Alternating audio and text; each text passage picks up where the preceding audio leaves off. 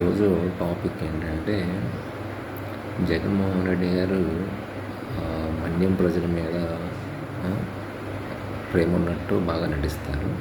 So వాళ్ళు 5 సంవత్సరాల్లో అధికారంలో ఉన్నప్పుడు వాళ్ళ అభివృద్ధి కోసం పెట్టిన ఖర్చు వచ్చేసి 92 కోట్లు.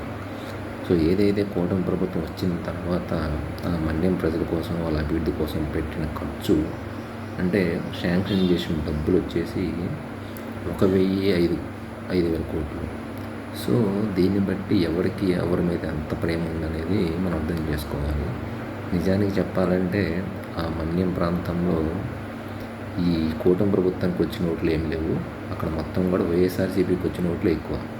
సో అయినా కూడా పవన్ కళ్యాణ్ గారు ఏదైతే ముందు చెప్పారో గతంలో దాని పరంగా తన మాట మీద నిలబడి సో అక్కడికి వస్తా అన్నారు, వెళ్ళారు. ఇది సెకండ్ టైం అక్కడికి వెళ్ళడం. బేసిక్గా పొలిటీషియన్స్ ఆ ప్రాంతానికి వెళ్ళాలంటే భయపడతారు. ఎందుకంటే గతంలో మంత్రి స్థాయిలో ఉన్న వాళ్ళని కూడా చంపేసిన హిస్టరీ అక్కడ ఉంది కాబట్టి ఎవరైనా అక్కడికి వెళ్ళాలంటే భయపడతారు. సో పవన్ కళ్యాణ్ గారు అట్లాంటి భయాలు ఏం లేవు. ఎందుకంటే తను అందరూ మంచి కోరుకునే వ్యక్తి. సో అందరూ బాగుండాలి, ఈ సమాజం బాగుపడాలి, పర్యావరణం పరిరక్షించాలనుకునే వ్యక్తి కాబట్టి మంచి చేసేవారికి ఎవరు హాని చేయరని. ఇప్పుడు మావోయిస్టులు అంటే ఎవరు? హక్కుల కోసం, గిరిజన హక్కుల కోసం, వాళ్ళ అధికారం కోసం పోరాడే వాళ్ళని మనం మావోయిస్టులు అంటారు. కాబట్టి మంచి చేయడానికి కోసం వస్తున్న వ్యక్తిని ఏం చేస్తారు?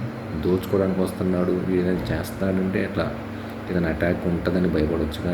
కానీ ఇదేదైనా ఈయన పాలిటీషియన్ కాబట్టి అక్కడికి వెళ్ళాలంటే ఒకటి కొన్నిసార్లు ఆలోచిస్తారు. అట్లాంటి ఏం ఆలోచించకుండా కూడా ప్రాణాలు తెగించి సైతం అక్కడికి వెళ్ళాడు. ఇంకోటి ఏంటంటే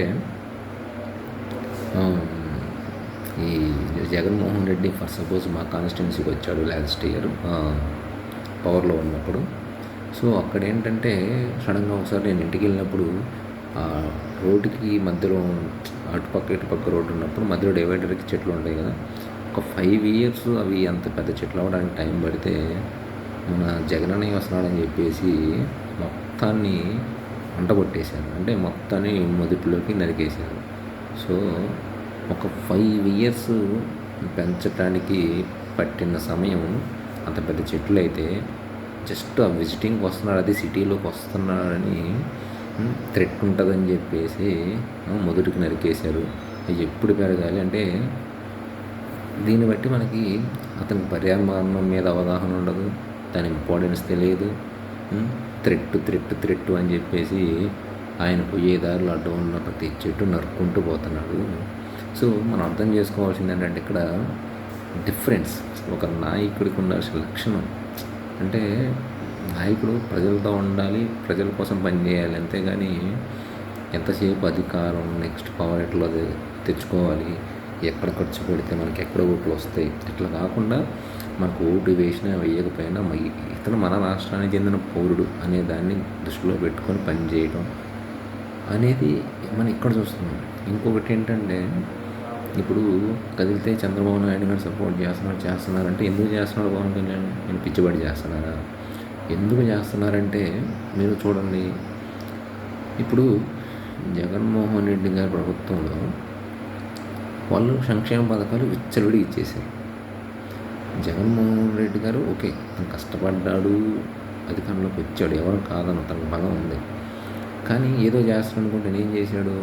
ఉన్న డబ్బులన్నీ పంచిపెట్టాడు. దానివల్ల ఇతనేం ఆలోచిస్తాడు? మన డబ్బులు ఖర్చు పెడతాం, వాళ్ళు మందు దాగో ఇంకో రకంగా మన ట్యాక్సులు కడతాం, మనకు వస్తాయి అనుకుంటున్నాడు. అంతేగాని ఉన్న డబ్బుని ఒక సంపద సృష్టించడానికి ఉపయోగించి దాని ద్వారా వచ్చిన డబ్బుల్ని ఇచ్చేది కాకుండా డైరెక్ట్గా అందరికి డబ్బులు ఇచ్చేస్తుంది. దానివల్ల ఏమైంది? అప్పులు పెరిగిపోయినాయి. ఇంకోటి ఆ పథకాలు అమలు చేయడానికి డబ్బులు సరిపోక ప్రభుత్వ ఆస్తులు, పార్కులు, స్థలాలు అన్నిటిని కూడా తాకట్టు పెట్టి డబ్బులు తీసుకొచ్చాడు.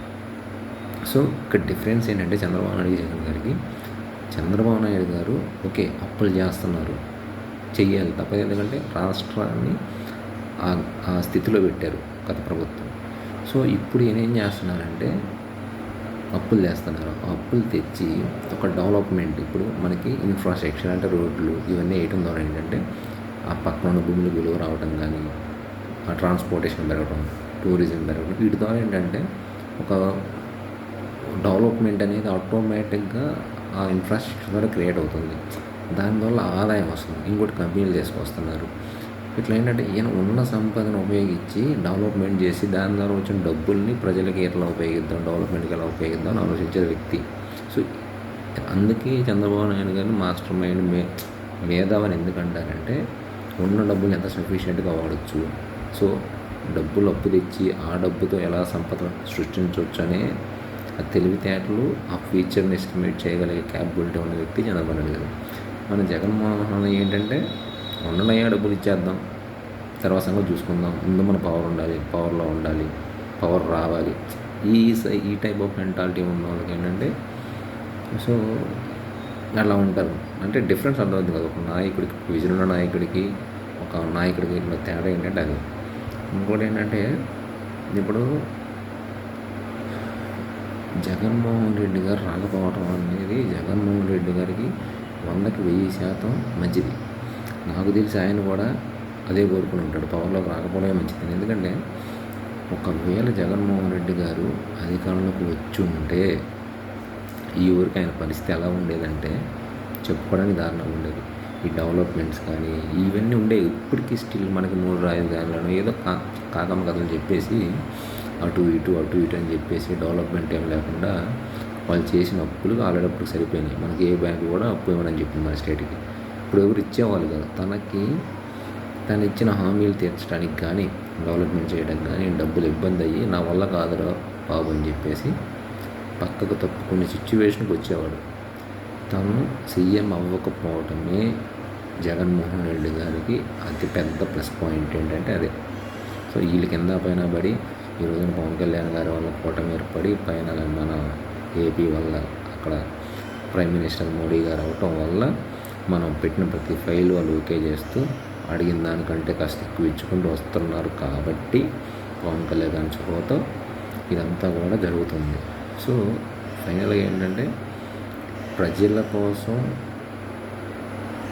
ఏ విధంగా పనిచేయాలి, వాళ్ళ కోసం ఎలా నిలబడాలి, సమన్యాయం ఎలా చేయాలి అనే ఒక విజన్ ఉన్న నాయకుడు వస్తే ఎలా ఉంటుందో కూటమి ప్రభుత్వంలో శ్రీ నారా చంద్రబాబు నాయుడు గారు, పవన్ కళ్యాణ్ గారు చేసి చూపిస్తున్నారు.